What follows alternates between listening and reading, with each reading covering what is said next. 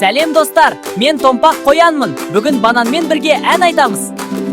Томпақ қоян, орманда жүр жайнап, секіріп жүр, күліп жүр, бір бананды байқап. Банан, сары банан, тәтті банан. Қоян жеді, мәз болды, рахмет саған банан. Кішкентай қоян секірді,